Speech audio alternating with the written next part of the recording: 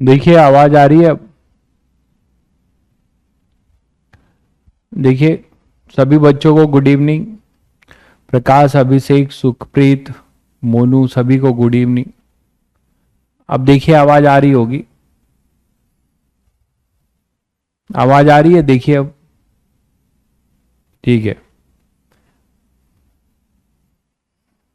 चलिए। प्रणव, कुमकुम, सभी को good evening, see you. Audio video सभी को क्लियर है? आगे बढ़े। ऑडियो वीडियो सभी को क्लियर है? आगे स्टार्ट किया जाए। चलिए, तो लास्ट टर्न पे हम यहां पे थे और एक बहुत अच्छा कर रहे थे कि केस किया था कि रेंज को मैक्सिमाइज करने के लिए वेक्टर मेथड से देखा था, है ना। वेक्टर मेथड से हमने रेंज निकाला था। और एक इंटरेस्टिंग चीज ये भी हमें दिखा था इसमें, वो ये दिखा था कि अगर हमारा मैक्सिमम रेंज होगा at the time of maximum range, at the time of maximum range, क्या देखा था हम लोग, प्रूव कर रहे थे कि v डॉट यू, मतलब जिस स्पीड से आप इसको प्रोजेक्ट कर रहे होगे और यहां से जिस स्पीड से ये हिट करेगा। बहुत बढ़िया किया आपने, बहुत बढ़िया किया भाई प्रकाश। u और v समराइज अपने दिमाग में करिए, पेन कॉपी में, कागज पे नहीं, आप अपने दिमाग में समराइज करिए और उसको मौके पे यूज करिए, तो अपने आप धीरे धीरे याद हो जाएगा। तो v डॉट यू अपना 0 हो जाएगा। ठीक है, तो यही चीज हम यहां कर रहे थे। अंडर द कंडीशन, कब ये कब होगा, फॉर मैक्सिमम रेंज। और मैक्सिमम रेंज की कंडीशन आप लोगों को पता है, थीटा और अल्फा में एक रिलेशन था। क्या था अपने पास कि थीटा और theta is equal to π/4 minus alpha by 2, है ना। तो यही चीज मैं यहां कर रहा था और मैंने यहां पे डॉट ले लिया था। यहां तक हम लोग कल थे। और g डॉट यू, तो मैंने आपको ये कहा था कि ये जो g वेक्टर है और ये u वेक्टर है, इनके बीच का जो एंगल है वो फाई नहीं है, 180 माइनस फाई है। ठीक, और फाई आपने निकाला था, फाई आपने निकाला था, वो कितना था, यहां से। ठीक है, ये अपने पास हॉरिजेंटल से थीटा प्लस फाई था, ये 90 है, ये फाई है। तो फाई कितना हो गया था, 90 minus theta minus phi alpha. तो आप यहां पे इसकी वैल्यू फाई को यहां पुट कर रहे थे, आपको फाइनली ये मिला था। ठीक है, angle between g and u ये मिल गया था। This is angle between g and u, it is 90 plus theta plus alpha. ठीक है, अब आपको ये पता है कि इसको जब आप ब्रेक करोगे तो आपको फाइनली क्या मिलेगा। इसको मैं आगे प्रोसीड कर दे रहा हूं, यहीं से प्रूव कर लेते हैं डॉट प्रोडक्ट कैसे 0 आ रहा है। देखिए u डॉट यू तो u स्क्वायर हो जाएगा, प्लस g डॉट यू क्या लिखोगे आप, g u, इनके बीच का एंगल, इनके बीच का एंगल क्या होगा, cos 90, ये पूरा एंगल होगा, प्लस थीटा प्लस अल्फा, यही होगा ना। और t, ये t, तो इसको आप लिख सकते हो u square plus g u t, और cos 90 plus theta plus alpha is your sine theta plus alpha, ऐसे लिख सकते थे, साइन थीटा प्लस अल्फा। अब इसमें टाइम की वैल्यू भी पुट करो। टाइम क्या लिखोगे, टाइम ऑफ फ्लाइट इसका क्या है, सभी को पता है टाइम ऑफ फ्लाइट क्या है, it is 2u sine theta upon g cos alpha, 2u sine theta upon g cos alpha, यही तो करते थे। और साइन थीटा प्लस अल्फा में अंडर द कंडीशन कि थीटा अपना किसके बराबर है, π/4 माइनस अल्फा बाई 2 के, तो इसको थीटा को यहां पे हम लिख दें π/4 माइनस अल्फा बाई 2, तो आपको एक टर्म अल्फा मिल जाएगा और वहां से आप इसको प्रूव कर सकते हो। थीटा को हम π/4 माइनस अल्फा बाई 2 यहां भी रख सकते थे।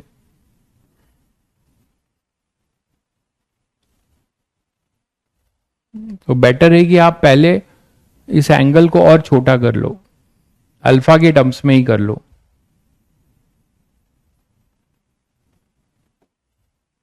तो यहां पर ये एंगल कितना आ जाएगा, 90 प्लस थीटा प्लस अल्फा, यहां से देखो थीटा प्लस अल्फा, तो इसमें थीटा को मैंने लिख दिया π/4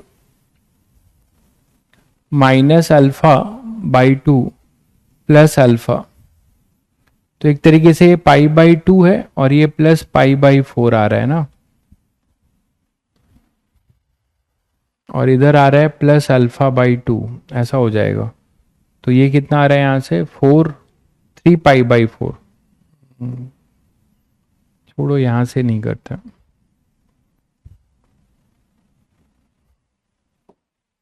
तो ये जो u डॉट u है, इसी को फिर लिख रहे हैं यू स्क्वायर और plus g dot u। g dot u के बीच का angle 90 plus theta plus alpha है। माइनस साइन आ जाएगा, तो माइनस साइन आएगा तो sign 90 plus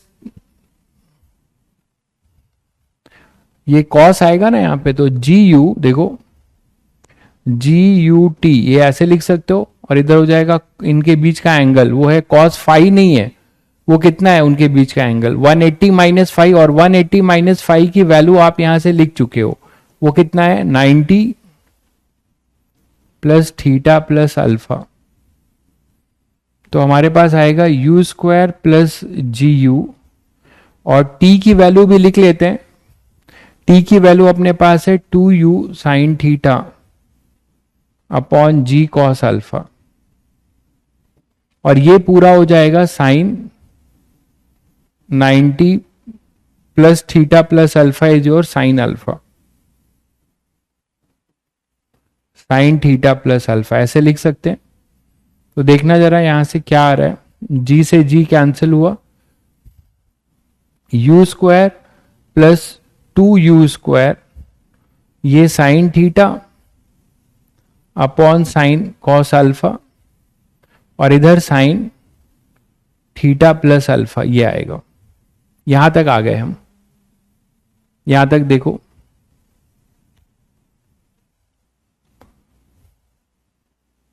minus sign theta plus alpha होगा।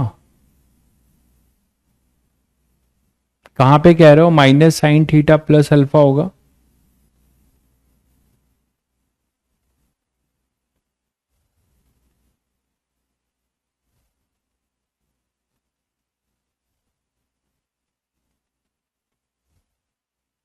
कहां पे कह रहे हैं minus sign theta plus alpha?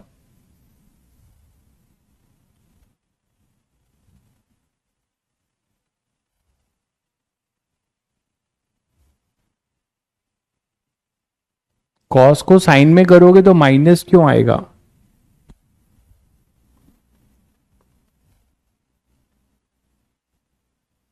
Complementary angle है ना, तो साइन 90 प्लस थीटा तो कॉस थीटा ही होता है ना। Cos 90 plus theta minus sine theta क्यों लोगे?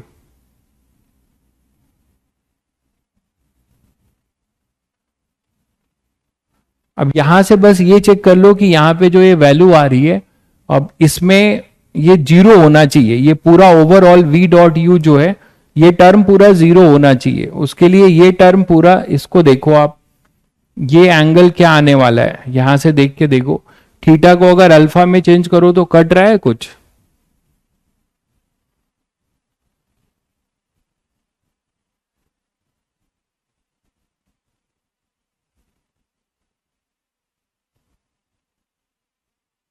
थीटा को अगर अल्फा पुट करो और इसको भी थीटा को अल्फा पुट करो तो कुछ कटेगा तो नहीं ना?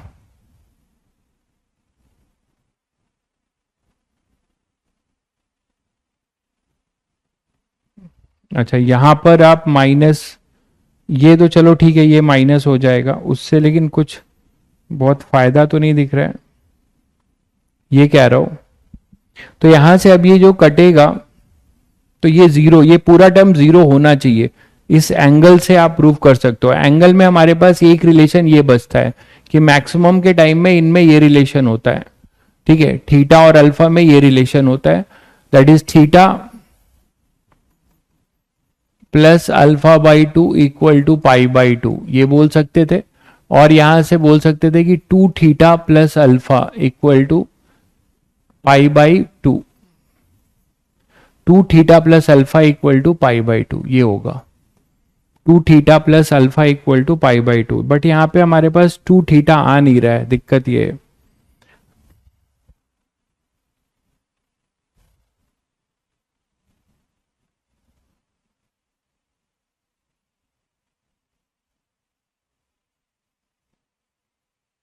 ठीक है, तो इसको एक बार और देखेंगे, कहीं कुछ यहीं पे छोड़ रहा हूं मैं अभी फिर से। डॉट से भी प्रूव होना चाहिए, बाकी तो जनरल मेथड है भी वेक्टर से। ये v था, ये अपना ये v है। ठीक है, यहां तक अभी रोकते हैं, एक बार और देखते हैं कहीं कुछ यहां पे अगर हम कुछ रिलेशन बना पाए थीटा और अल्फा का तो यहां से आ सकता है। तो एक बार और देखते हैं। ठीक है, अभी आज कुछ आगे क्वेश्चंस करते हैं, इसको एक बार और देखेंगे। डॉट से प्रूव होना चाहिए ऐसे।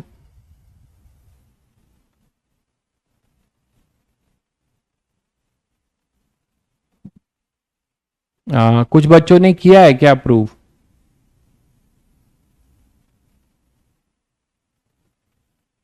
ठीक है, चलिए देखते हैं। चलिए इंक्लाइंड प्लेन पे अब क्वेश्चंस करते हैं। इंक्लाइंड प्लेन पे कुछ क्वेश्चंस करते हैं। An inclined plane makes an angle theta equal to 30 degree. ये थीटा आपको दिया हुआ है 30 degree with the horizontal. A particle is projected from this plane with a speed of 5 metre per second. 5 metre per second से कोई particle को फेंक रहे हो, है ना, वो दिया हुआ है, ये स्पीड ऑफ प्रोजेक्शन है, ये अपना 5 मीटर पर सेकेंड है एक तरीके से, u है मतलब। At an angle beta, beta की वैल्यू भी 30 दी हुई है, बीटा भी अपना 30 है, with the horizontal as shown in the figure. But ये बीटा कहां से है? ठीक है, ये बीटा कहां से है? हॉरिजॉन्टल से। ये बीटा इंक्लाइंड प्लेन से नहीं है, दिख रहा है सभी बच्चों को?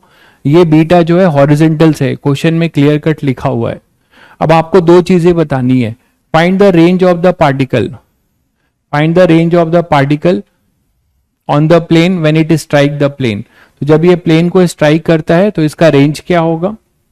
दूसरा आपको बताना है find the range of the particle for beta 120 degree. तो बीटा 120 डिग्री के लिए इसका रेंज क्या होगा। तो इसीलिए मैंने कहा था कि रेंज के लिए कोई फॉर्मूला मत रटिए।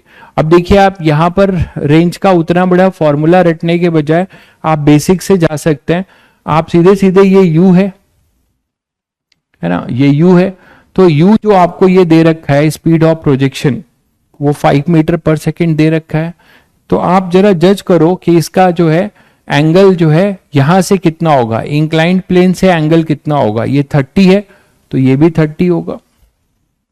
तो ये टोटल एंगल 60 हो गया भाई। ये टोटल एंगल जो आप थीटा लेते थे ये 60 हो गया कि नहीं हो गया, बोलो। ये टोटल एंगल जो स्पीड ऑफ प्रोजेक्शन जो होगा ये थीटा 60 हो गया, ये थीटा है। तो थीटा की वैल्यू कितनी हो गई, 60 डिग्री। बताइए, तो जब थीटा आपको 60 मिल गया तो अब आप इजिली कर सकते हैं। आपके लिए क्वेश्चन कैसा हो गया कि एक 5 मीटर पर सेकेंड का क्वेश्चन ऐसा ही तो हो गया। देखो,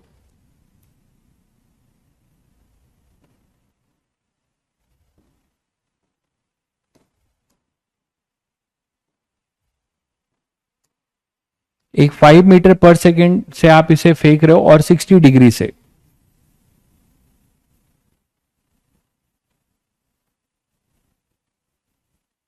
ठीक है, 60 डिग्री से फेंक रहे हो, ये 5 मीटर पर सेकेंड है, और ये टोटल एंगल अब आपको दिया हुआ है 60 डिग्री, और ये प्रोजेक्टाइल ऐसे जाएगा, इसका हमें रेंज निकाल देना है।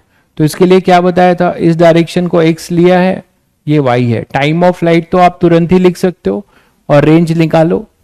जो बच्चे अपने से ट्राई करना चाह रहे हैं फटाफट ट्राई करो। और यहां पे ये g60 है, g का कंपोनेंट ले लें। g कितना हो जाएगा, देखो ये g है, तो g का एक कंपोनेंट इधर आएगा और एक इधर आएगा। तो g अपने पास ये दिया हुआ था एंगल, ये 30 था,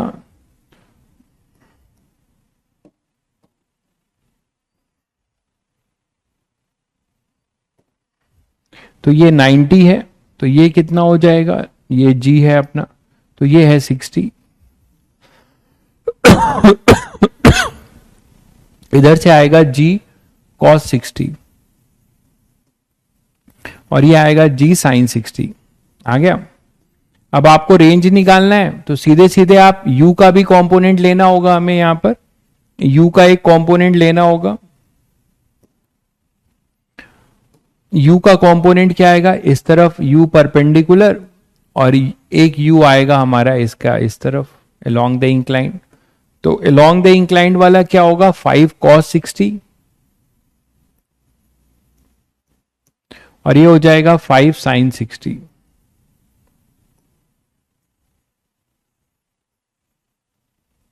ये हो जाएगा अपना 5 sin 60। दिख रहा है सभी को?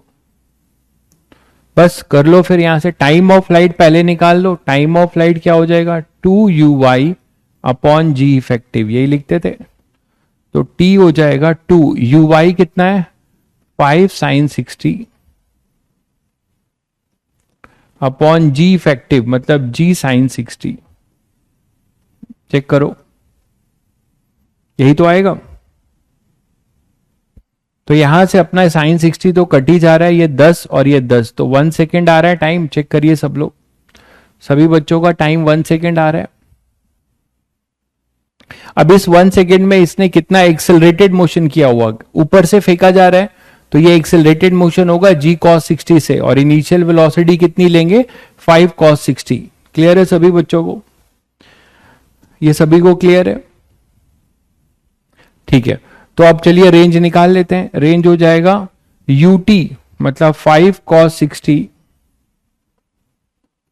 इंटू टी, और यहां प्लस होगा क्योंकि एक्सेलरेटेड मोशन है, half g cos 60 into t square. बोलो, तो रेंज आ जाएगा 5 cos 60 is your 1/2 into time आपने निकाला 1 second plus half into 10 into 1/2 into 1 square, यही तो होगा।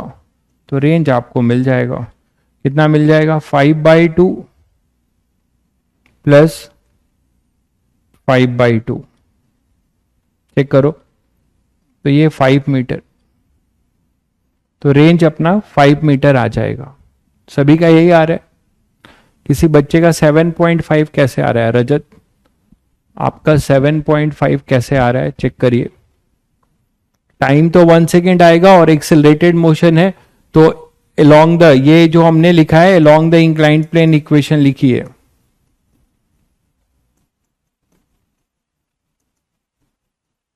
अलोंग द इंक्लाइंड प्लेन ये लिखा गया है। ठीक है, अलोंग द इंक्लाइंड प्लेन लिखा गया है, 5 आएगा। प्रकाश बाबू आपका 2 मीटर कैसे आ रहा है भाई?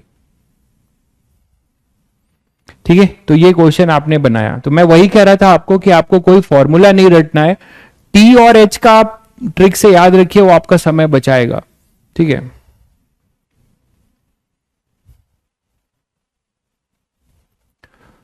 नेक्स्ट क्वेश्चन है, a body has maximum range r1 when projected up the plane, the same body when projected down the inclined plane it has maximum range r2। Find the maximum horizontal range. Assume equal speed of projection in each case and the body is projected on the inclined plane in the line of the greatest slope. क्या मतलब है कि यहां 3 cases दिया हुआ है। पहला case है कि अगर आप एक बॉडी को प्रोजेक्ट कर रहे हो when projected up the inclined plane, तो पहला केस है अप द इंक्लाइंड प्लेन का, दूसरा है डाउन द इंक्लाइंड प्लेन का,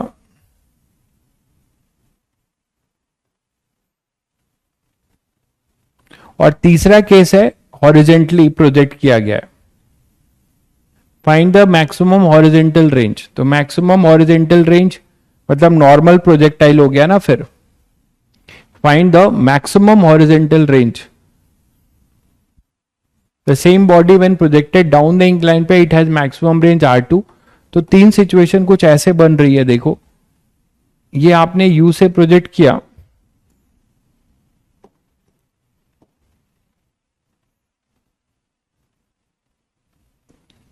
अप द इंक्लाइंड प्लेन, एक को डाउन द इंक्लाइंड प्लेन किया, और एक आपका नॉर्मल प्रोजेक्टाइल है। आई थिंक यही है, देखो एक बार पढ़ो, projected up the plane, the same body when projected down the inclined plane, it has maximum range r2. अच्छा, स्पीड ऑफ प्रोजेक्शन सभी केस में सेम है भाई, स्पीड ऑफ प्रोजेक्शन सभी केस में सेम है. Find the maximum horizontal range, assume equal speed of projection in each case. तो यहां पर ये केस ये होगा, ये भी यू से फेंका जा रहा है तो ये केस ये है, और एक इसको भी यू से फेंक रहे हो तो ये है. तो हमें R3 निकालना है in terms of R1 R2. हमें R3 निकालना है in terms of R1 R2. Part B, अच्छा उसमें पार्ट बी भी था क्या?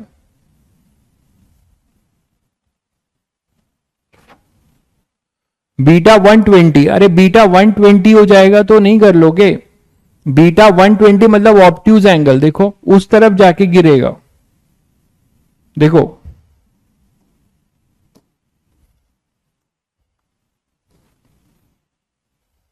बीटा इन्होंने बोला है 120,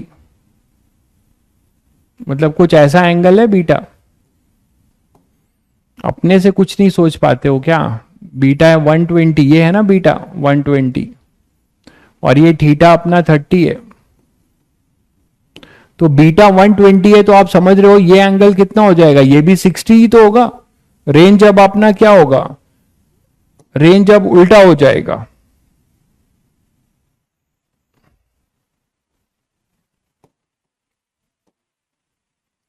अब ये प्रोजेक्टाइल ऐसे गिरेगा, दिख गया सभी को, ये ऐसा गिरेगा, ये बी पार्ट है, ठीक है. तो अब नहीं कर लोगे, अब यहां पर क्या होगा, जी की जो वैल्यू है वो तो वही रहने वाली है, जी तो तुम्हारा यही रहेगा. अब ये रिटार्डेशन देगा, ये 30 है, ये 60 होगा, इधर हो जाएगा जी कॉस 60 मतलब जी बाई 2, और इधर हो जाएगा जी साइन 60 मतलब √3 जी बाई 2. तो अब आपका टाइम ऑफ फ्लाइट ये रेंज होगा, दैट इज योर रेंज, ये रेंज होगा.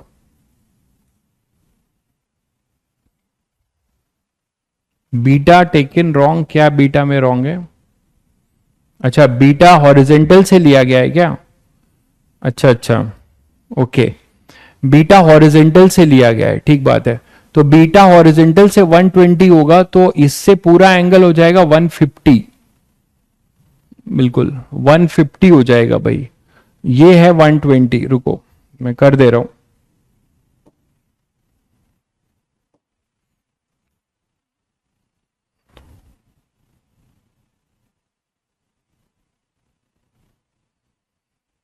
ये टोटल एंगल जो होगा, अब को लिखने की तो जरूरत नहीं है, समझ गए होंगे सब लोग, हटा ही दे रहा हूं, डायरेक्ट लिख रहा हूं. ये जो बीटा है ये 150 डिग्री हो जाएगा, 120 और प्लस हॉरिजेंटल वाला है ना. ये देखो ये है बीटा, यहां से ये 120 था, ठीक है, और ये एंगल अपना ये 30 था, तो ये भी 30 होगा. तो टोटल जो बीटा होगा, मतलब टोटल एंगल, ये बीटा नहीं बोलिए, बीटा तो 120 होगा, ये टोटल एंगल मैं बोल रहा हूं, ये टोटल एंगल 150 होगा. तो ये जो एंगल होगा बचा हुआ वो कितना हो जाएगा, 30 डिग्री. तो ये एंगल आपका 30 डिग्री आएगा भाई, दिस इज योर 30 डिग्री, सही कह रहे हैं, ठीक है. अब ये 30 हो जाएगा तो ये तो ठीक है, जी का कंपोनेंट तो ठीक है, बस यहां से आप कंपोनेंट ले लो. इधर हो जाएगा u cos 30 मतलब u √3 बाई 2, और ये हो जाएगा अपना u साइन मतलब u बाई 2, ठीक है, और u cos 30. तो टाइम ऑफ फ्लाइट इसके लिए जो लिखेंगे वो क्या लिखेंगे, 2uy मतलब u by 2 by g effective मतलब √3 जी बाई 2. तो फाइनली देख लीजिए क्या आएगा, टाइम 2 ऊपर चला जाएगा तो 2u अपॉन √3 जी. u की वैल्यू दे रखी थी क्या, √3 u दे रखा था क्या, देखो जरा,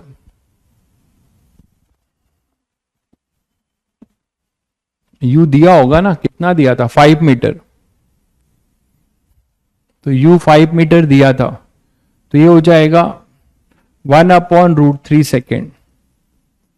u को 5 पुट करो तो 5 इंटू 2 10 और ये g से कट जाएगा, तो 1/√3 सेकेंड। ठीक है, ठीक है, चेक कर लीजिए सब लोग। अब ठीक है, 150 डिग्री टोटल एंगल, तो ये एंगल सम प्रॉपर्टी से 30 डिग्री और लीनियर पेयर एक्सियोम से 30 डिग्री है, तो इधर u cos 30 मतलब √3u/2, u sin 30 u/2, तो 2u/2 अपॉन g इफेक्टिव, और g इफेक्टिव अपने पास आ जाएगा √3g/2। क्लियर है सभी को? तो ये 1/√3 सेकेंड आएगा। अब आप रेंज निकाल लो, रेंज क्या हो जाएगा, रेंज हो जाएगा √3u/2 इंटू टी, फिर ये माइनस होगा g/2, ये 5 मीटर पर सेकेंड स्क्वायर हो जाएगा, तो -12 a के जगह पे 5 इंटू टी स्क्वायर। तो बस यहां से रेंज अब आप निकाल लीजिए, √3/2 इंटू 5 इंटू टी की वैल्यू है 1/√3 minus 1/2 into 5 into T, T कितना हो जाएगा 1/3, √3 का स्क्वायर था तो मैंने 3 लिख दिया, ये √3 से √3 कैंसिल होता है, तो ये हो जाएगा 5/2 माइनस 5/6। चेक करिए सब लोग, तो 6 आएगा, तो ये 15 minus 5 that is 10/6, that is 5/3 metre, तो ये हो जाएगा 5/3 मीटर। आंसर देख लीजिए।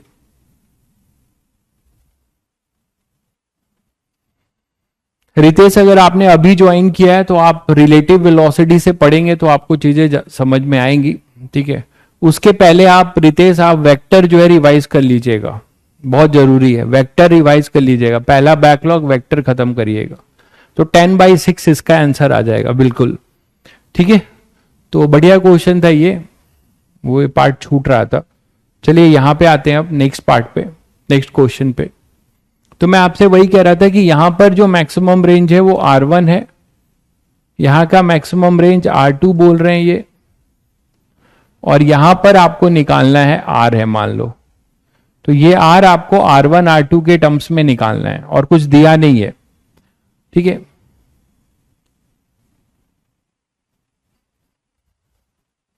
चलिए, तो मैक्सिमम रेंज का इसमें क्या कर सकते हो, अगर इसका एंगल ऑफ इंक्लिनेशन अल्फा ले रहे हो, कुछ दिया नहीं है, देखो ये body has maximum range R1 when projected up, तो अगर आप इसको अल्फा ले रहे हो और इसको थीटा ले रहे हो, इसको अल्फा ले रहे हो इसको थीटा, तो R मैक्स तो R1 एक तरीके से पता है तुम्हें, u² g 1 plus sine alpha, याद करो u²/g 1 प्लस साइन अल्फा, यही होता था, चेक करो जरा फॉर्मूला। R मैक्स R1 ये मैक्स है,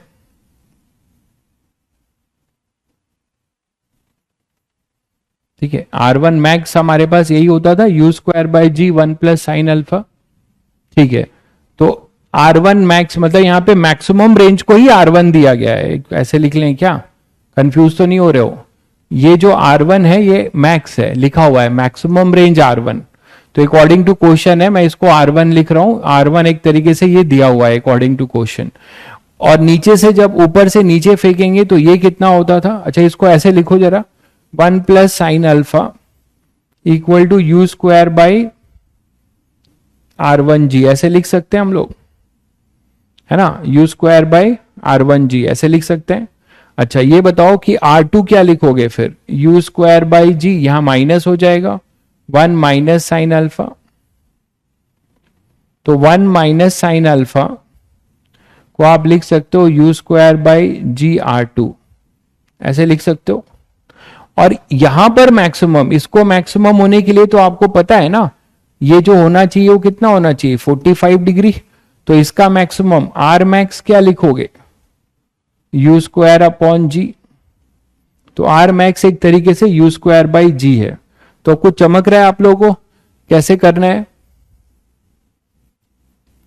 यहां पर अपने पास क्या हो जाएगा, यू स्क्वायर बाई जी, इसको आप लिख सकते हो आर अपॉन, इसको आर लिखा था मैंने तो आर अपॉन आर वन ऐसे लिख सकते हो, और इसको लिख सकते हो आर अपॉन आर टू ऐसे लिख सकते हो। दोनों को ऐड कर देते हैं, दोनों को ऐड कर देते हैं, ये फर्स्ट है ये सेकंड है, दोनों को ऐड कर दें तो minus sine alpha plus sine alpha cancel हो जाएगा। तो adding first and second what we are getting 2 आ जाएगा इधर, इक्वल टू आर कॉमन ले लो 1 upon R one plus 1 upon R two, तो हमें आर मिल जाएगा इनके टर्म्स में। आर क्या आ जाएगा 2 R one R two upon R one plus R two, 2 R one R two upon R one plus R two. तो ये आपको रिजल्ट का फायदा हुआ। तो रिजल्ट मैंने कहा था आपको कि जैसे जेईई मेंस में क्वेश्चन आ गया तो क्या आप ये पूरा डिराइव करोगे, तो रिजल्ट जो मैं बोलता हूं वो जरूर एटलीस्ट ध्यान रखा करिए, ठीक है। तो शायद सभी बच्चे समझ गए कि ये 2 केस है, इसी यू से थीटा से अगर आप इसको फेंक रहे हो ऊपर और इसी, अच्छा आप बोलोगे सर थीटा नहीं दिया था, तो आप सभी बच्चों को पता है कि इसमें थीटा का कोई रोल ही नहीं है, एंगल ऑफ प्रोजेक्शन का कोई रोल नहीं है, तो इसको मैं हटा ही दे रहा हूं, इसका कोई प्रोजेक्शन का रोल नहीं है। थीटा अलग अलग भी होगा तो कोई दिक्कत नहीं है ना, थीटा अलग अलग भी होगा तो कोई दिक्कत नहीं हो, रेंज पे डिपेंडेंसी नहीं रखता, मतलब maximum range angle of projection पे डिपेंडेंसी नहीं रखता, ठीक है। तो यहां से आप ये बता सकते हो। आई थिंक क्लियर है सभी बच्चों को, आगे बढ़ते हैं।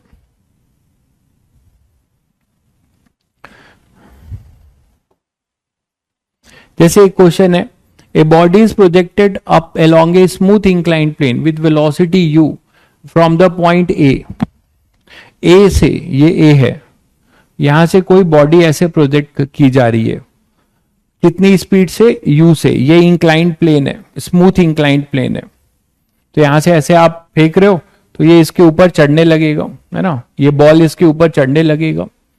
अब बोला जा रहा है कि the angle of inclination is 45 degree, slope का एंगल ऑफ इंक्लाइनेशन 45 है, ये 45 दिया हुआ है तो ऑब्वियसली ये भी 45 ही होगा। And the top is connected to a well, अब यहां पे एक गड्ढा है, ठीक है, यहां से ये ऐसे आएगा, अब ये यहां पे गड्ढा है, फिर यहां से ट्रैक है, यहां ट्रैक बीच में गायब हो जा रहा है। Connected to a well of diameter 40 metre, if the body just manage to cross the well, मतलब कोई स्टंट बाजी हो रही है, तो कोई बुलेट लेके जा रहा है, मान लो बाइक लेके जा रहा है बाइकर, है ना, टॉम क्रूज की कोई मूवी की शूटिंग हो रही है, टॉम क्रूज की कोई मूवी की शूटिंग हो रही है MI की, मिशन इम्पॉसिबल सीरीज की, तो वो यहां पे आ रहे हैं, यहां पे आने के बाद, है ना, connected to the diameter 40 metre of the body, अब वो जस्ट मैनेज कर रहे हैं, उनका दिन अच्छा था तो जस्ट मैनेज कर रहे हैं, यहां से ये क्या होगा, अब ये प्रोजेक्टाइल बनेगा, आएगा तो ऐसे वेलोसिटी लेके ना अलोंग द इंक्लाइन, अब यहां से ये जस्ट एक प्रोजेक्टाइल बनाता हुआ यहां पे जाएगा।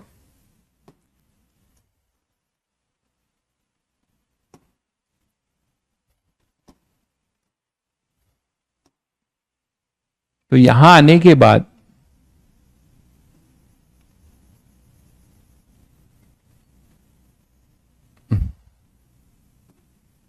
सिमेट्रिकल पैराबोला ही बनेगा ना, हॉरिजेंटल टाइप बनेगा ऐसा, ये देखो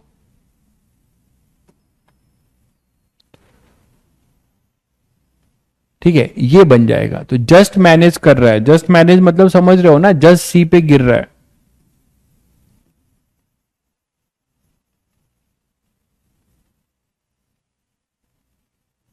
ये ठीक है, जस्ट मैनेज कर रहा है, ठीक है। अब क्या करने वाले हो आप लोग, थोड़ा आप लोग दिमाग दौड़ाओ। Top is connected to this, if the body just manage to cross, तो यहां पे जस्ट मैनेज करेगा तो कोई ना कोई वेलोसिटी होगी यहां पे, इस वेलोसिटी ऑफ प्रोजेक्शन, कुछ ये v मान सकते हो, ये तो सबको पता है ना, u से यहां आते आते ये u नहीं रह जाएगा, उसका रीजन सभी बच्चे जानते हैं, रिटार्डेशन मिलेगा along the inclined plane. g कैसा है, g नीचे लग रहा होगा, हमेशा नीचे लगता है g, तो g का जो कंपोनेंट होगा इस तरफ वो इसको रिटार्डेशन देगा, ठीक है, कितना, ये g है, तो इस तरफ क्या आएगा, g बाई जी कॉस 45, मतलब g बाई रूट 2, इसको ये रिटार्डेशन, u को रिटार्डेशन दे रहा होगा, ये रिटार्डेशन देगा, ठीक है। तो इसके वजह से यहां पर इसकी वेलोसिटी b तक आते आते कुछ कम हो जाएगी, ठीक है, कम हो जाएगी, और फिर ये यहाँ पे प्रोजेक्टाइल करेगा। लेकिन सभी बच्चों को पता है कि यहाँ एंगल ऑफ प्रोजेक्शन 45 ही है, वो आप देख के बता पा रहे हो कि एंगल ऑफ प्रोजेक्शन जो है यही तो है अपना एंगल ऑफ प्रोजेक्शन।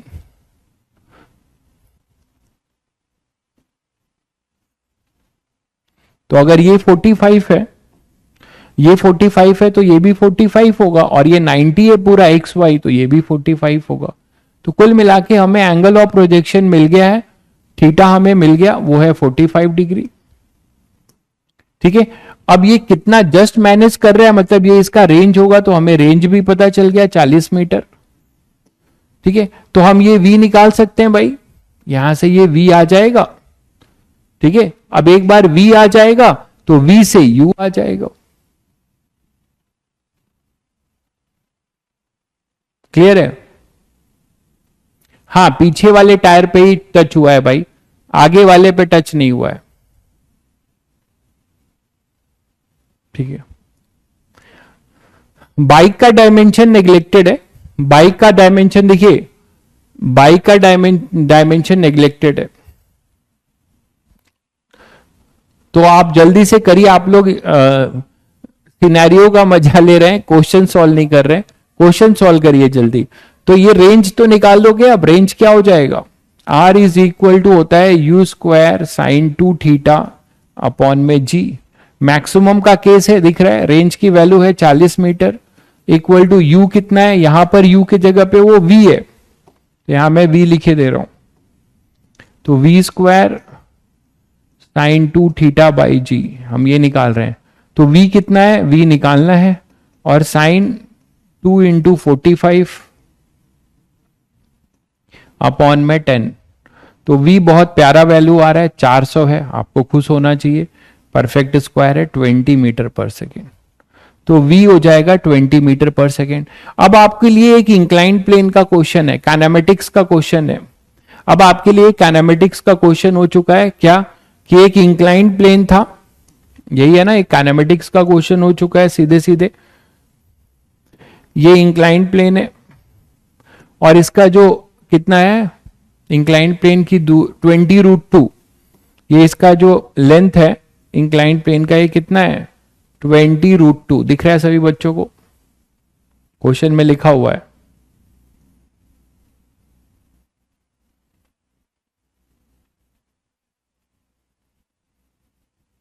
ये आपको दिया हुआ है कितना 20√2, और ये u से यहां से गया, आपको पता है कि इधर से एक रिटार्डेशन लग रहा है, कितने का लग रहा है, g/√2, मतलब 10/√2 का यहां पे एक तरीके से रिटार्डेशन लग रहा है अपोजिट साइड में। तो यहां आते आते इसकी वेलोसिटी कितनी हो गई, वो भी आपको पता है 20 मीटर पर सेकेंड। तो u नहीं निकाल लेंगे, कौन सी इक्वेशन यूज करेंगे, काइनेमेटिक्स की कौन सी इक्वेशन यूज करेंगे, काइनेमेटिक्स की कौन सी इक्वेशन यूज करें, तो अरे 45 पे मैक्सिमम होता है, तो मैक्सिमम ही तो आ रहा है मेरे भाई, साइन 91 हो गया है, मैक्सिमम ही आ रहा है ये, ठीक है। फर्स्ट इक्वेशन नहीं भाई, फर्स्ट इक्वेशन में टाइम की जरूरत पड़ेगी, थर्ड इक्वेशन यूज करिए, थर्ड। फाइनल वेलोसिटी आपको दे रखी हुई है v square equal to u square, और यहां a और vu अपोजिट है, ये रिटार्डेशन है, अपने से चमकना चाहिए, अब ये सब रिटार्डेशन है, तो -2as ये होगा भाई। तो थर्ड इक्वेशन में v आपको दिया हुआ है 20, u हमें नहीं पता, -2, a कितना दिया हुआ है 20√2, सॉरी a कितना है 10√2, a है 10/√2, और s कितना दिया हुआ है 20√2, इंक्लाइंड प्लेन की लेंथ दे रखी थी। तो यहां से अब आप निकाल लो, ये 400 और ये u, तो फाइनली आपको मिलता है u square is equal to, ये 400 और इधर आ रहा है 200 ना, नहीं 400, ये भी 800 हो जाएगा, तो 400 और 400 800, तो u अपने पास हो जाएगा 20√2, यही आएगा भाई।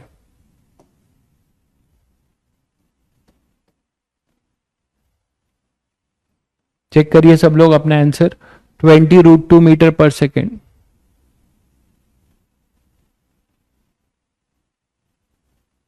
टाइम ऑफ फ्लाइट पूरा होगा, अरे कहां हो यार प्रभु, टाइम ऑफ फ्लाइट तो यहां से शुरू हो रहा है ना, बी से सी के लिए, बी से सी मोशन की बात हो रही है, मैं यहां ए और बी मोशन की बात कर रहा हूं। ए और बी मोशन में कहां प्रोजेक्टाइल हो रहा है यार, ए और बी में कोई प्रोजेक्टाइल नहीं हो रहा है, बी से सी में प्रोजेक्टाइल हो रहा है, वो हम कर चुके हैं। उसी के फायदा लिए डायरेक्ट रेंज का फॉर्मूला लगा के हमने वी निकाल लिया। अब ए से बी कोई प्रोजेक्टाइल मोशन नहीं है, तो ए से बी कोई प्रोजेक्टाइल मोशन नहीं हो, लीनियर वन डायमेंशन मोशन है अलोंग द इंक्लाइंड प्लेन। तो अलोंग द इंक्लाइंड प्लेन हमने रिटार्डेशन निकाला, एक्सेल मतलब जो भी एक्सेलरेशन है जी का कंपोनेंट वो आपको एक्सेलरेशन देगा, और वहां से हमने फिर ये निकाल दिया, सब सही है। तो 20√2 इसका आंसर हो जाएगा, डी पार्ट। क्लियर है?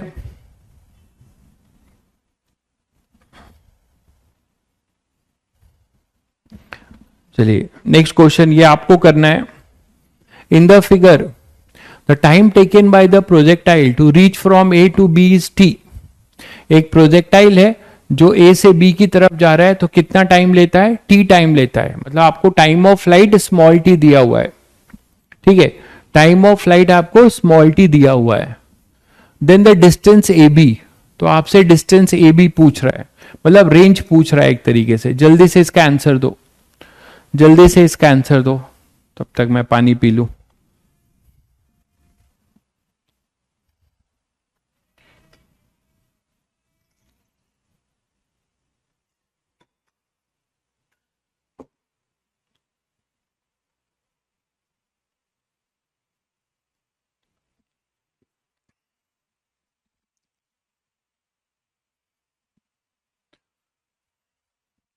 ये बहुत बढ़िया सवाल है, एक बार और किसी बच्चे ने पूछा था। बहुत नादान हो गुरु तुम। कौन है ये? खुशी। इरोडोफ बुक का राइटर कौन है? बेटा इरोडोफ बुक का राइटर इरोडोफ ही है, ठीक है, इसीलिए उस बुक का नाम इरोडोफ है। जैसे एससी वर्मा है, उनके राइटर एससी वर्मा है, तो कोई राइटर के नाम पे ही बुक है, ठीक है। SC Verma concept of physics book का नाम है, और राइटर है एससी वर्मा। बट इरोडोफ में, इरोडोफ का जो बुक का टाइटल है वो तो टाइटल अलग है, लेकिन हम लोग उसको इरोडोफ के नाम से ही जानते हैं, क्योंकि इरोडोफ एक रशियन फिजिसिस्ट थे, तो रशियन फिजिसिस्ट थे वो, उन्होंने ये बुक लिखी है। So innocent question.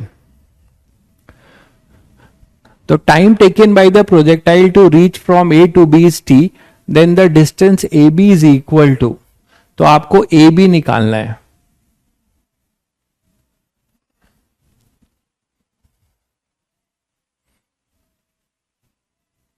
जल्दी जल्दी क्वेश्चन करो, केवल न्यू चैप्टर कब शुरू होगी, फालतू चीजों में दिमाग लगाते हो। अभी क्वेश्चन करने के लिए टाइम हो रहा है, मेरे साथ ये सब क्वेश्चन नहीं करोगे, ना सीट के क्वेश्चन कर पाओगे, ना डीपीपी के, ना टेस्ट के। इतना आपको प्रैक्टिस कराया जा रहा है, आपको यहां ध्यान देके फटाफट क्वेश्चन करना चाहिए। तो आप नया चैप्टर कब शुरू होगा, मतलब आपको नया चैप्टर का इंतजार है। करें भाई, फिर तुम लोगों ने ट्राई तो कर ही लिया होगा।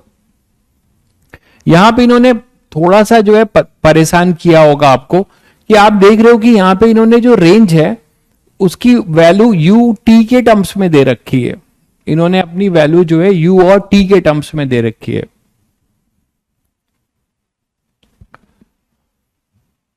ठीक है, चलिए करते हैं।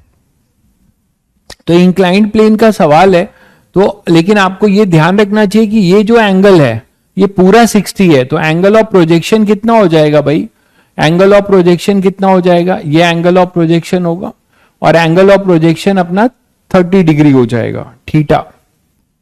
मैं कहीं और बना दे रहा हूं, एंगल ऑफ प्रोजेक्शन, ये एंगल ऑफ प्रोजेक्शन ये थीटा होगा, तो थीटा जो अपना हो जाएगा वो हो जाएगा 60 - 30, मानते हो, तो थीटा हो जाएगा 30 डिग्री।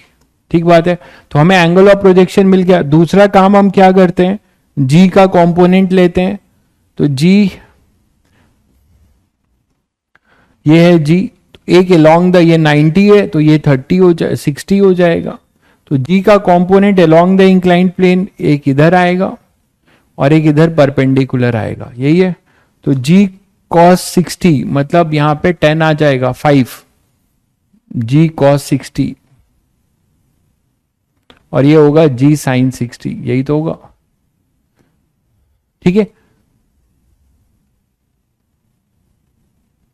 और u का कंपोनेंट लेते हो आप, तो u के लिए हमको लगता है टाइम निकालने की जरूरत नहीं है, टाइम तो इन्होंने दे ही रखा है ना, तो हम टाइम को नहीं देखेंगे। u का कंपोनेंट लो और सीधे जो है सेकेंड इक्वेशन लगा दो, u by to, you cos 60, यहां आएगा u बाई टू और ये आएगा √3 u बाई टू।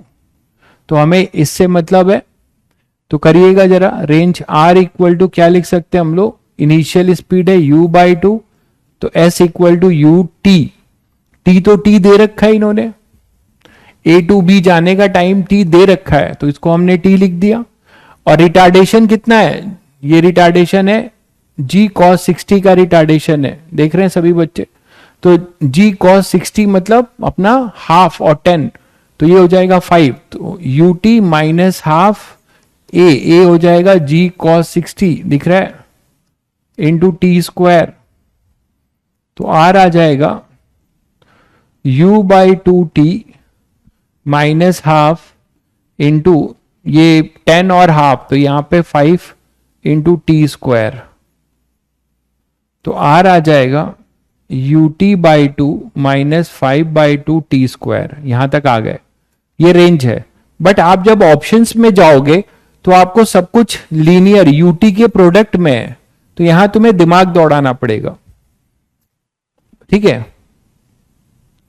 ऑप्शन आधा नहीं है भाई, ठीक है, ऑप्शन आधा नहीं है, यही तो बात है। ये सब क्वेश्चन आए हुए हैं कहीं ना कहीं आईआईटी में या कहीं भी, सब अच्छे सवाल है। ऑप्शन जो है आधा नहीं है, हम लोग को ऑप्शन को इसके जैसा बनाना है, ठीक है। देखो यूटी के प्रोडक्ट में बनाना है, तो हमें किसी भी तरीके से यू और टी में भी एक रिलेशन निकालना पड़ेगा,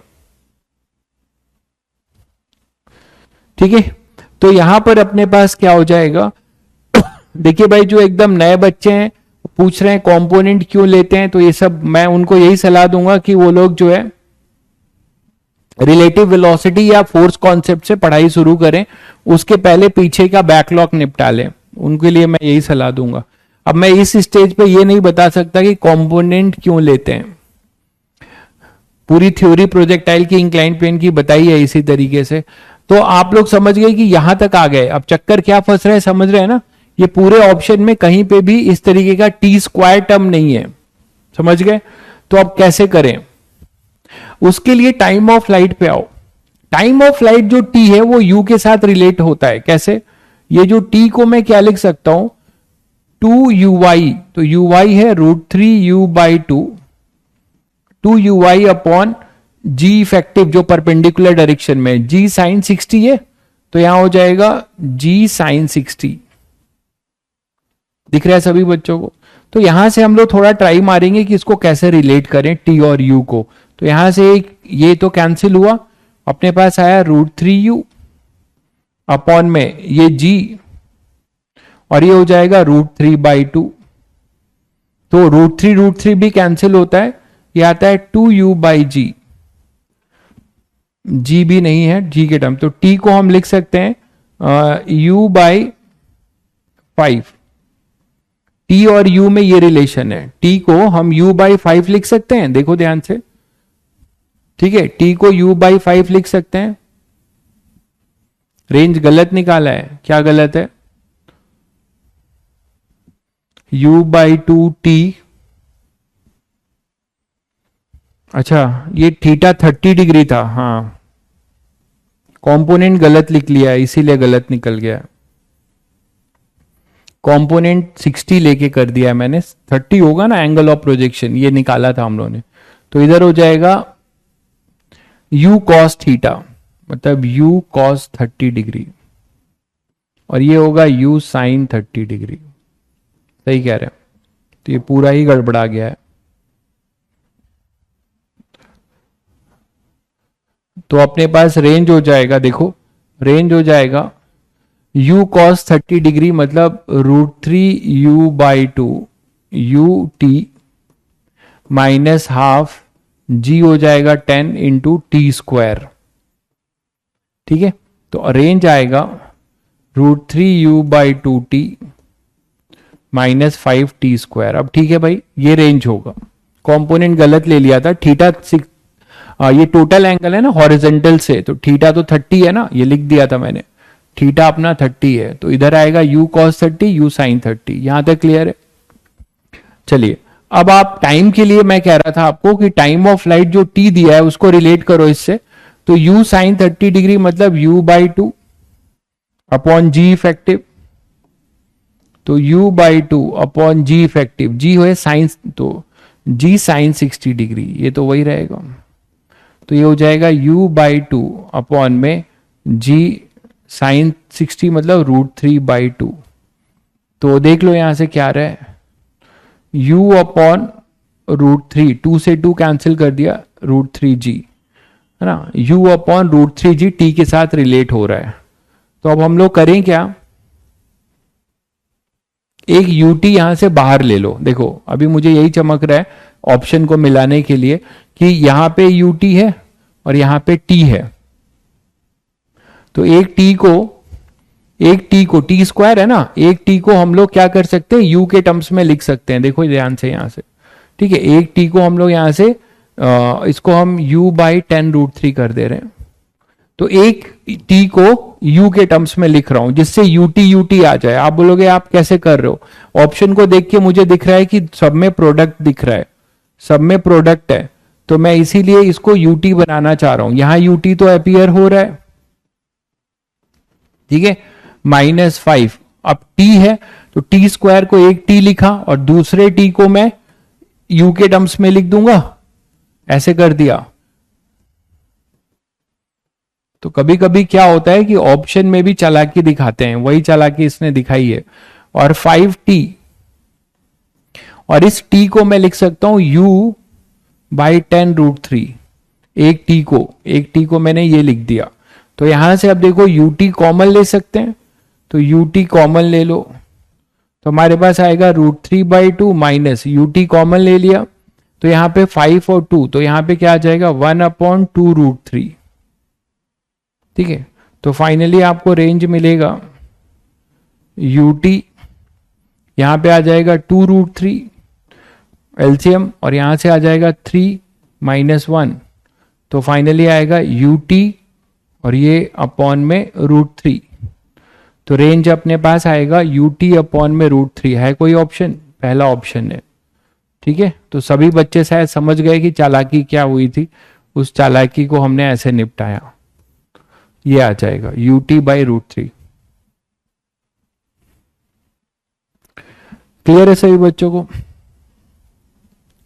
ऐसे क्वेश्चन करके अगर आपको रियली में मजा मिल आ रहा है तो आप तैयारी की मतलब सिलेक्शन की तरफ बढ़ रहे हैं। जिस बच्चे को क्वेश्चन करके फील आने लगे, मजा आने लगे, खुशी होने लगे, ठीक है, तो समझिए कि वो सही जा रहा है, उसकी तैयारी सही जा रही है, वो सेलेक्ट होने के डायरेक्शन में है।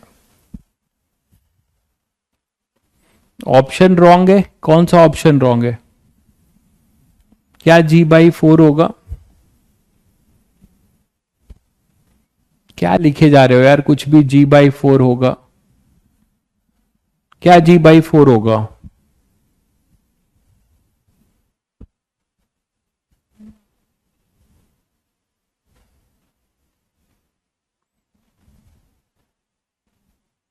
g/4 क्या होगा भाई रोहित? सब सही है, रेंज में g/4 क्यों होगा भाई? ये लिखा तो है ut, g का कंपोनेंट है g cos 60 डिग्री, तो g cos 60 डिग्री इसको रिटार्ड करेगा, तो √3 g/2 होगा, तो वही चीज लिखा हुआ है यहां पे। अच्छा, रेंज में कह रहे हो,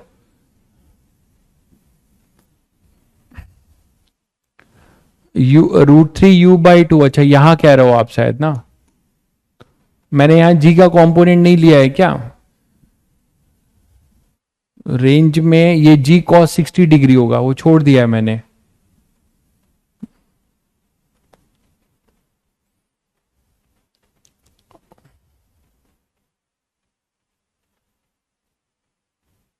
u cos 30 डिग्री तो लिया है, माइनस हाफ ए की जगह पे g cos 60 होगा, बिल्कुल सही कह रहे हैं।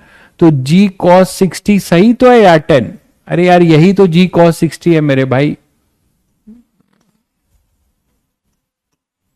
अच्छा ये 5 होना चाहिए फिर, हाफ जी टी स्क्वायर है ना, तो g cos 60, हाँ सही कह रहे हो, g cos 60 हो जाएगा, ये मैंने 10 क्यों लिखा है फिर यहाँ पे, g cos 60 हो जाएगा 5, यहां 5 आएगा, यहां 5 आएगा भाई, g cos 60 जो होगा वो हो जाएगा 5, तो 5/2 चलेगा, तो यहां भी 5/2 होगा, यहां भी 5/2 होगा। तो ut जब कॉमन लेंगे तो √3/2 माइनस ये हो जाएगा अपना 5 से 5 कैंसिल, तो 4√3 होगा ना, चेक करिए, ये 4√3 होगा, फिर ऑप्शन अलग अलग आएंगे, फिर 4√3 होगा, तो 4√3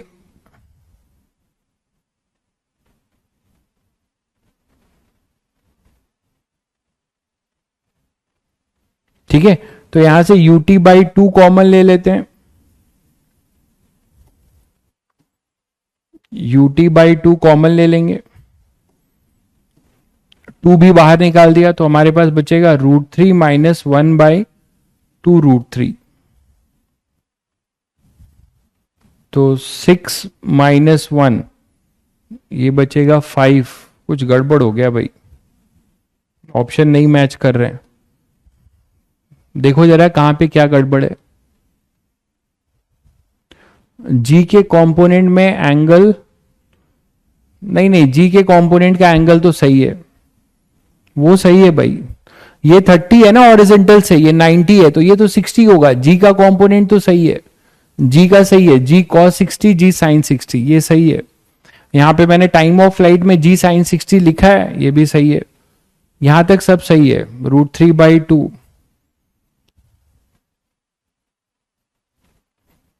तो u/10√3, टाइम ऑफ फ्लाइट भी सही है। तो ये जो हम लोग टी इसको रिलेट किया हमने, और यहां पे हम रेंज लिखने जा रहे थे, तो रेंज लिख रहे हैं, रिटार्डेशन हो रहा है, तो u cos 30, तो u cos 30 √3/2 ut, ये तो सही है, माइनस हाफ जी की जगह g cos 60, और g cos 60 हो जाएगा 10 इंटू 1/2 5, तो यहां 5 आएगा, तो 5/2 टी स्क्वायर, ये भी सही है, तो 5/2 टी स्क्वायर, एक टी को मैंने स्प्लिट किया, उसको लिखा u/10√3,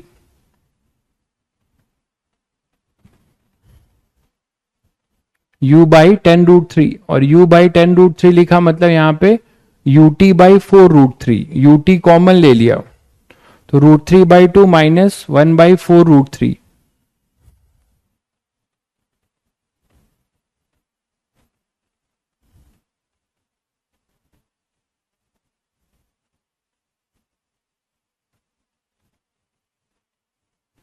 बट ऑप्शन यहां से नहीं बन रहा है कोई भी,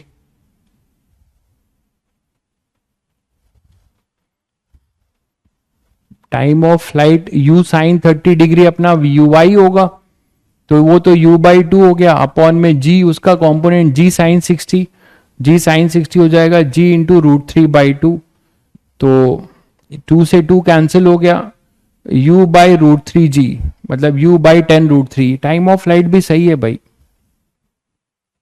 तो t जो है u/10√3 होगा, ऑप्शंस नहीं आ रहे यहां से, क्या बात है, पहले तो आ रहा था, क्या गड़बड़ हुआ है देखो जरा एक बार सब लोग, ut minus half AT square, ये तो सही है, यहां पे g cos 60, यहां 5 होना चाहिए, तो यहां पे 5 होगा, हाफ AT स्क्वायर, तो 5 होगा, तो यहां 5/2 होगा,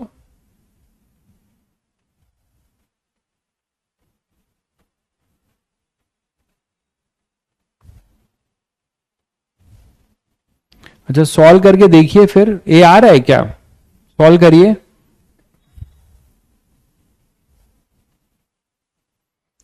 यूटी बाई, अगर मान लो यहां से मैं एलसीएम लेता हूं तो एलसीएम अपने पास हो जाएगा 8√3 का ना, ए करेक्ट है।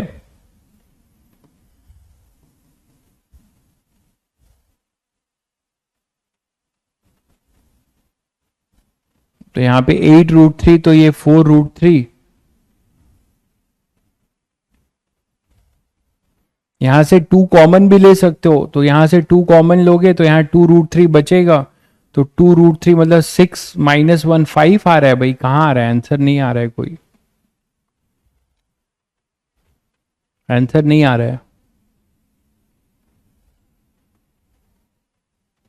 √3 UT आ रहा है क्या?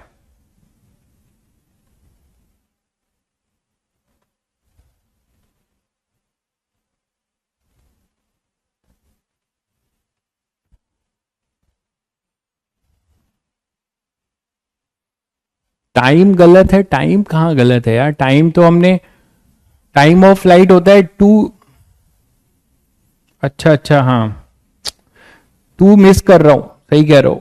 टाइम ऑफ फ्लाइट जो होता है वो होता है 2 UY/G इफेक्टिव, 2 मिस कर रहा हूं मैं, सही कह रहा हूं।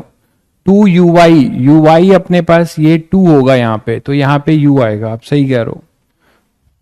ये टाइम ऑफ फ्लाइट भी गड़बड़ था, तो ये आएगा U/G, मतलब 10 × √3/2, ये आएगा, 2 से 2 कैंसिल हो जाएगा, और G sin 60 √3/2, तो यहां से 5, ये आएगा U/5 √3।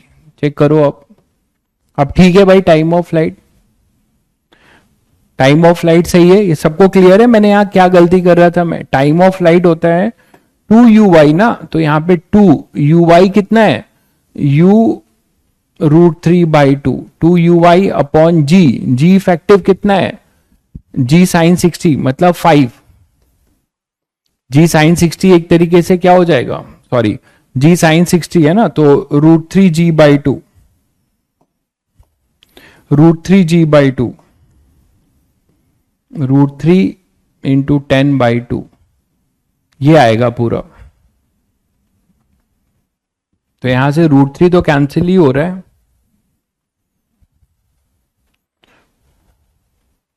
अच्छा 2 UY था ना, तो UY तो अपना U/2 था, सॉरी, U sin 30°, तो U/2, तो ये 2 से 2 यहां कैंसिल हो जाएगा, और ये 5, तो अब तो ठीक है, देख लो सब लोग,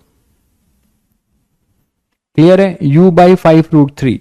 तो अब U/5 √3 पुट करना है यहां पे, तो देखो आना चाहिए, तो यहां पे आएगा U/ थोड़ा सा गलती होने पे सारा मेहनत बेकार, U/5 √3 ये हो जाएगा। अब सॉल्व कर लो, कोई ना कोई ऑप्शन आ जाएगा। √3/2 UT -5 से 5 कैंसिल करो, और UT/2 √3, तो UT अगर कॉमन लेते हो,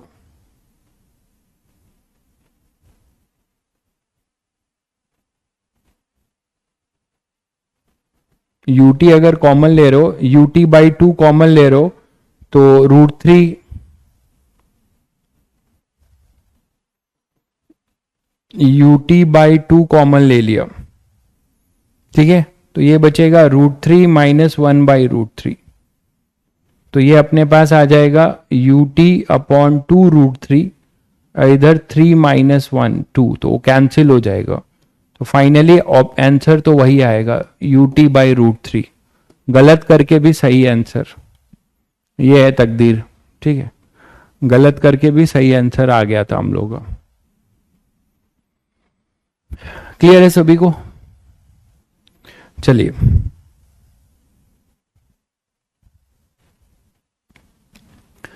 नेक्स्ट क्वेश्चन देखिए, a projectile is fired with a velocity u at a right angle to the slope which is inclined at an angle theta with the horizontal.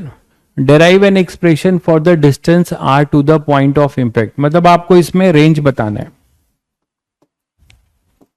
बता दोगे? ये रेंज बहुत आसान है, रेंज निकालना, आपके लिए। u परपेंडिकुलर है, u जो है परपेंडिकुलर है, ठीक है, u अपना परपेंडिकुलर है, तो इसका एंगल ऑफ प्रोजेक्शन कितना हो जाएगा? एंगल ऑफ प्रोजेक्शन हमेशा आप यहीं से लेते हैं, तो एंगल ऑफ प्रोजेक्शन तो अपना पूरा u है, ये 90 डिग्री है, थीटा एक तरीके से 90 डिग्री है ना। तो ये अपना यहाँ पे थीटा 90 आपने वर्टिकली फेंक दिया है, इंक्लाइंड प्लेन के वर्टिकल फेंक दिया है, और ये 90 है, तो ये कितना होगा? ये 90 माइनस थीटा होगा ये एंगल। तो ये एंगल अपना होगा 90 माइनस थीटा, और ये अपना g है, तो g का कंपोनेंट ले लो, रेंज निकालना है तो रेंज में g की जरूरत पड़ेगी अलोंग द इंक्लाइन, और टाइम ऑफ लाइट की भी, तो इन दोनों का आप कंपोनेंट ले लो, तो इधर आएगा g cos 90 माइनस 5, मतलब g sine theta, g cos 90 minus theta, और इधर आ जाएगा g cos थीटा। ये क्लियर है सभी बच्चों को? ये g था, इसका कंपोनेंट ले लिया, एक perpendicular to the inclined plane, एक parallel to the inclined plane, ठीक है।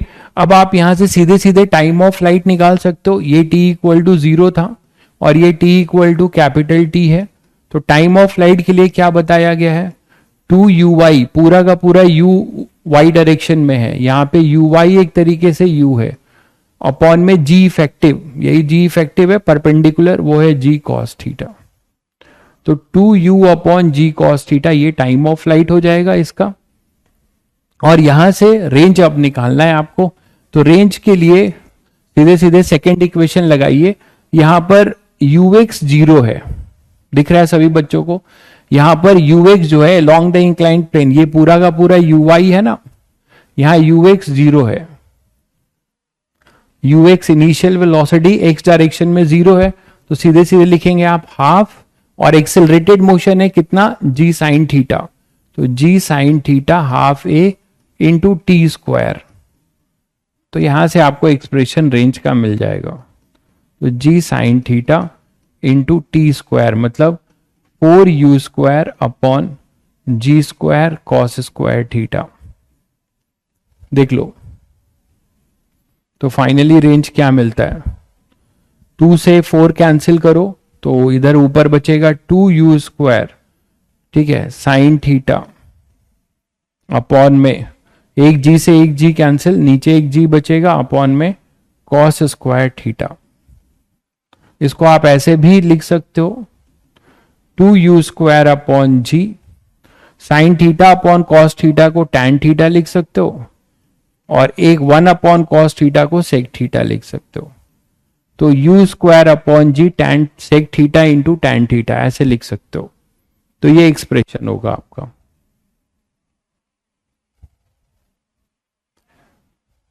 क्लियर है सभी बच्चों को? ये क्लियर है सभी को? तो आप देख रहे हैं कि कुछ भी पूछा जा सकता है, आप बेसिक्स जानते हैं, आप वहां से करने लगेंगे।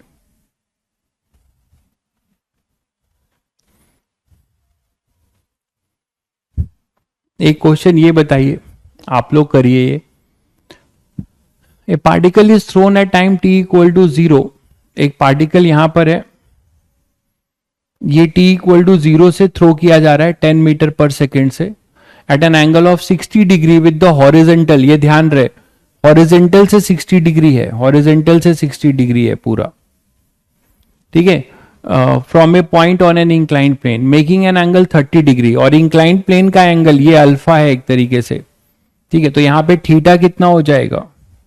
थीटा कितना हो जाएगा? थीटा हो जाएगा 60 माइनस 30, अभी अभी ऐसा क्वेश्चन किया हमने, ये 30 डिग्री होगा, तो एंगल ऑफ प्रोजेक्शन हो जाएगा 30 डिग्री, एंगल ऑफ प्रोजेक्शन हो जाएगा 30 डिग्री। हाँ बिल्कुल, एससीवी ट्राई कर सकते हैं, बिल्कुल भाई, इनफैक्ट मैं बोलूंगा एससीवी में फर्स्ट चैप्टर जाके पूरा ट्राई करो रिलेटिव वेलोसिटी छोड़ के, ठीक है, मुझे याद नहीं रहता, नहीं तो मैं क्वेश्चन ही टिक करा देता, कल देखता हूं, कल याद करके क्वेश्चन टिक करा दूंगा। Making an angle 30 degree with the horizontal, the time when the velocity of the projectile become parallel to the incline, अब ये पूछ रहा है आपको, वो टाइम पूछ रहा है जब ये प्रोजेक्टाइल की velocity parallel to the inclined हो, मतलब समझ रहे हैं आप, ये मैक्सिमम हाइट को अचीव कर रहा हो, ऐसा है ना। तो ये है अपना प्रोजेक्टाइल की वेलोसिटी, यहां पर जाके क्या हो जाएगी, पैरेलल हो जाएगी पूरी। तो इस केस में आपसे पूछ रहा है कि क्या टाइम लगेगा। तो ये तो आसान है आपके लिए, जल्दी बताओ इसका आंसर, ये सभी बच्चे बता सकते हैं। इसका आंसर क्या होगा, इसका आंसर क्या होगा। प्रैक्टिस क्वेश्चन को बिल्कुल, ये जो मैं क्लास में कराता हूं ये साथ में लेक्चर नोट्स के साथ होना चाहिए। लेक्चर नोट्स के साथ नहीं होगा तो आप कॉन्सेप्ट्स के साथ क्वेश्चंस नहीं पाओगे, तो रिवाइज नहीं होगा। मेरे जो थ्योरी के इलिस्ट्रेशंस हैं वो सब आप जो है एक ही जगह करिएगा, एक ही कॉपी में। असाइनमेंट और अपना सीट, मतलब डीपीपी और सीट, वो कहीं अलग कर सकते हैं, बट मैं जो करा रहा हूं सब एक जगह करिए, सिस्टमैटिक जैसे करा रहा हूं। हर लेक्चर के बाद जो क्वेश्चन करा रहा हूं तो उसी लेक्चर उसी टॉपिक के बाद वो क्वेश्चंस होने चाहिए, तो आपको फायदा होगा।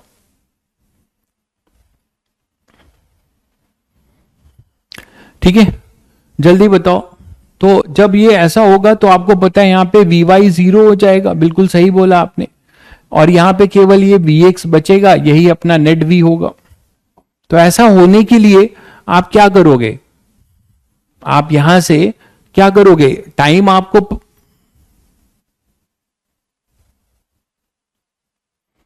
अच्छा ये भी अब आप नहीं बोल सकते, देखो इधर, आप ये भी नहीं बोल सकते कि सर यहां से यहां जाने में जो टाइम लगेगा वो टाइम जो है टाइम ऑफ फ्लाइट का आधा, बोल सकते हैं भाई यहां से यहां जो गया टाइम ऑफ फ्लाइट निकाल लो, उसका हाफ कर लो, टाइम ऑफ फ्लाइट निकाल के और उसका आधा कर दो, और वहां से आप वी वाई, वहां से आप निकाल दो कि 0 से t/2 तक का वी वाई क्या है, इजिली फर्स्ट इक्वेशन से आ जाएगा। ठीक है, अच्छा टाइम ही निकालना ही था, टाइम ही निकालना था, तो बहुत आसान क्वेश्चन है ये, तो मैं एक्सपेक्ट कर रहा था कि सभी बच्चे तुरंत बताएंगे, बहुत कम बच्चों ने बताया। क्यों, ये इधर इसका कंपोनेंट लो, इधर 10 कॉस, ये आसान क्वेश्चन था, सबसे आसान क्वेश्चन था ये अभी तक का।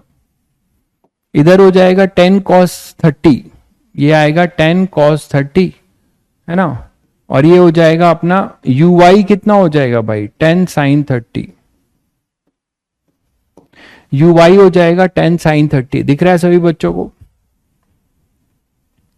तो ये अपने पास जब यू वाई sin 30 हो जाएगा तो यहां से यहां तक का बस आपको, और जी भी निकालना पड़ेगा ना फिर वाई डायरेक्शन में, तो ये जी है 10 और ये अपने पास है 60, इधर एक होगा 10 cos 60 और ये हो जाएगा 10 sin 60। ठीक है, तो अब बस यहां से आपने फेंका यू वाई से और यहां पर ये जीरो हो गया, तो कितने टाइम में जीरो हुआ निकाल लो, कितना आ जाएगा, v y is equal to u y minus जी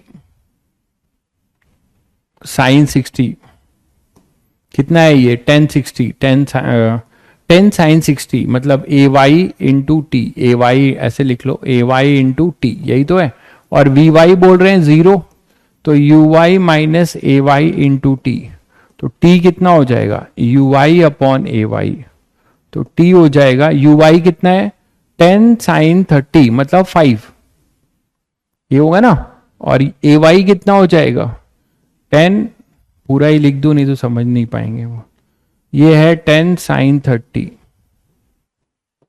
और ये हो जाएगा 10 sin 60, देख लो, तो 10 से 10 कैंसिल कर लो, तो ये हो जाएगा 1/2 इंटू ये हो जाएगा √3/2, तो ये आ जाएगा 1/√3 सेकेंड, तो 1/√3 सेकेंड। ठीक है, अब मुझे ये सोच के बताओ कि यहां पर क्या टाइम ऑफ फ्लाइट का वो आधा होगा क्या, t/2 का आधा होगा क्या, t/2 का आधा होगा क्या,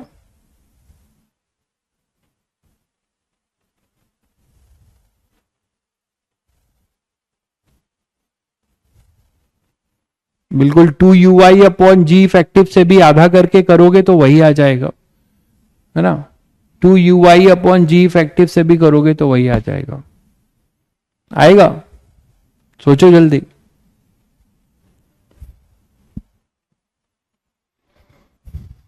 बोलो भाई, आएगा ही। 2 ui, टू ये है ui अपॉन ये रहा जी इफेक्टिव, उसका आधा करोगे तो यही तो आएगा, ठीक है।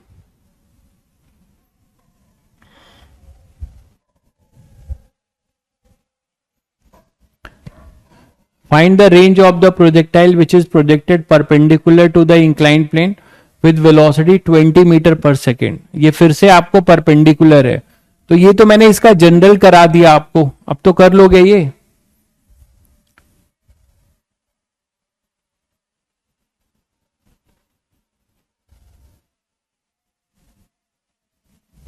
ठीक है, u बाई जी से नहीं, u बाई जी नहीं, मैं u बाई जी नहीं बोल रहा हूं, इधर देखो मैं क्या बोल रहा हूं। इसका टाइम ऑफ फ्लाइट अगर लिखना चाहोगे तो क्या आएगा, 2 ui अपॉन जी इफेक्टिव, मैं ये कह रहा हूं। तो 2 इंटू ui कितना है अपने पास, 10 साइन 30 अपॉन जी इफेक्टिव कितना है, 10 साइन 60। ठीक है, तो मैं कह रहा हूं कि जो t है वो t/2 होगा, तो ये t/2 इधर ले आओ, यही चीज तो आ रही है आपके पास, तो आप इसको डायरेक्ट कर सकते थे, यही आ रहा है ना जो आपने यहां से किया है, देखिए तो यही चीज मिलेगी। यहां से क्यों नहीं कर सकते आप, वर्टिकल मोशन में तो मैक्स वर्टिकली जो प्रोजेक्ट किया है वहां से मैक्सिमम हाइट तक जाना, फिर मैक्सिमम से नीचे आना, वो सेम होगा। वो अलग बात है कि यहां ui ये है और g ये है।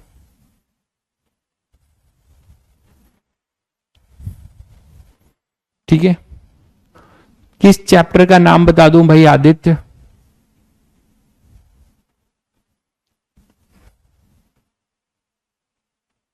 सोमेश भाई साहब को क्या हो गया, हार्ड है हार्ड है हार्ड है, हार्ड है तो सॉफ्ट ढूंढो जाके जहां पे सॉफ्ट मिलता है। ठीक है, तैयारी छोड़ दो। The find range of the projectile which is projected perpendicular, ये क्या हार्ड है, ये सब तो जेई मेंस के सवाल है। Find the range of the projectile which is projected perpendicular to the inclined plane with velocity 20 metre per second. जल्दी से इसका आंसर बताओ, ये आपको तुरंत बताना चाहिए।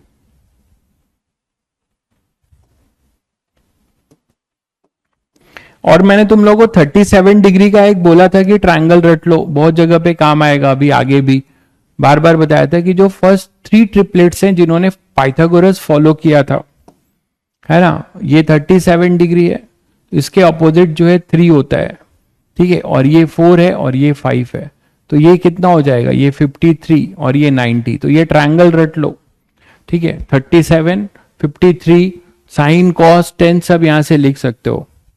ठीक है, तो यहां पे अपने पास u है 20 मीटर पर सेकेंड, और यहां पे इसको आप प्रोजेक्ट कर रहे हो, आपको इसका रेंज चाहिए था, तो रेंज निकाल सकते हो सीधे सीधे।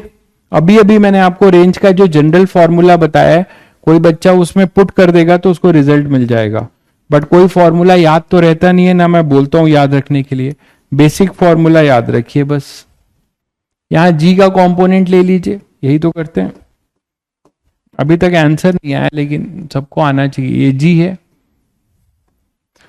एंगल से परेशान हो रहे होगे तो मैंने आपका सहायता कर दिया, ये 90 हो जाएगा, ये 37 है तो ये 53 होगा। ठीक है, तो यहां पे आ जाएगा जी cos 53, देखो along द इंक्लाइंड, और एक परपेंडिकुलर टू द इंक्लाइंड हो जाएगा, तो जी cos 53 ये हो जाएगा यहां का जी cos 53, और ये हो जाएगा जी साइन 53। देख लो, दिख गया सभी बच्चों को। अब यहां से ये u है, ये ui, यही ui भी है। ठीक है, तो रेंज निकालने के लिए टाइम ऑफ फ्लाइट की जरूरत पड़ेगी, तो पहले टाइम निकाल लो, 2 ui अपॉन जी इफेक्टिव जो कि perpendicular to the inclined plane है, तो कितना हो जाएगा 2 इंटू ui पूरा का पूरा 20 है, अपॉन जी इफेक्टिव है, जी मतलब 10 इंटू साइन 53, यहां से ढूंढो साइन 53 क्या हो जाएगा 4/5, 4/5 दिख गया। तो यहां से अब आप लिख सकते हो टी, टी कितना आ जाएगा देख लो ये 10 2 जा, ठीक है, तो ये हो जाएगा 5 ही आएगा, आई थिंक 5 ही आएगा, देख लो। तो 5 सेकेंड टाइम ऑफ फ्लाइट हो जाएगा, इसका 5 सेकेंड टाइम ऑफ फ्लाइट हो जाएगा। अब यहां से रेंज निकाल लो, ये रेंज निकाल लो। रेंज निकालने के लिए ux सभी को पता है कि यहां पर ux 0 है, यहां पे ux 0 है। एक्सेलरेशन ax आपको पता है, ये ax है, तो आपके पास थर्ड इक्वेशन यूज करो, r equal to half ax into t square. तो यहां पे हाफ ax कितना हो जाएगा, वो हो जाएगा g cos 4, तो g मतलब 10 इंटू कॉस 53, कॉस 53 यहां से हो जाएगा 3/5 इंटू टी स्क्वायर मतलब 5 स्क्वायर। तो रेंज आपको मिल जाएगा 5 से 5 25 75। तो बहुत बच्चों ने आंसर इसका दे दिया था, बहुत बढ़िया, सही आंसर दिया आप लोगों ने, 75 है। रुचि खुशी, ठीक है, इन लोगों ने सही आंसर दिया है। पूर्णिम, गोलू आपका बी कैसे आ रहा है भाई, गोलू भाई आपका बी कैसे आ रहा है, देखिए कहीं कुछ रायता फैलाए होंगे आप, जैसे मैं कभी कभी यहां फैला देता हूं कैलकुलेशन में। ए आएगा, ए 75 आपके सामने, ठीक है। तो ये सारे क्वेश्चन इंक्लाइंड प्लेन पे मैंने तुम्हें कराए। 2 क्वेश्चन आपके घर पे सोचने के लिए दे रहा हूं, नहीं रियली टफ है, आईआईटी एडवांस का क्वेश्चन है, कल करूंगा मैं, लेकिन आपके ब्रेन स्टॉर्मिंग के लिए दे रहा हूं, इसको सोचिएगा। ये होमवर्क है आपका, एक क्वेश्चन है और एक क्वेश्चन और है होमवर्क में, तो 2 क्वेश्चन आपको होमवर्क मिल रहे हैं। इन सबसे टफ क्वेश्चन है, मैं पहले बता रहा हूं, लेकिन आप इसको सोचेंगे तो आप कर सकते हैं। इसमें आपको मैं एक हिंट दे रहा हूं, जब आप एक क्वेश्चन को पढ़ेंगे तो हिंट ये दे रहा हूं कि आप देखिए ये 90 डिग्री है, ये 90, और यहां देखिए ये 30 और ये 60, ये 90 है तो ये भी 90 होगा। तो हिंट, सबसे बड़ा हिंट ये है, बस यही हिंट बहुत बड़ी चीज है। ये इसको आप मान लीजिएगा एक्स एक्सिस, ठीक है, और इसको मान लीजिएगा वाई एक्सिस। रेफरेंस एक्सिस कोई बच्चा अगर ऐसे लेके कर देता है तो उसके लिए बहुत बड़ा क्वेश्चन नहीं होगा, तो इसको रेफरेंस एक्सिस ये मान के करिएगा। हम अपनी मर्जी से नहीं मान रहे, इन दोनों के बीच में एंगल 90 है, तो मैं इसको अगर y मान रहा हूं, इसको अगर y मान रहा हूं, तो इसको मैं x मान सकता हूं, इसको x मान सकता हूं, क्योंकि इन दोनों के बीच में एंगल 90 है, ठीक है। तो चलिए ये लास्ट 2 क्वेश्चन है, आपको घर पे ट्राई के लिए दे रहा हूं, कल इसको मैं डिस्कस कर दूंगा, ठीक है।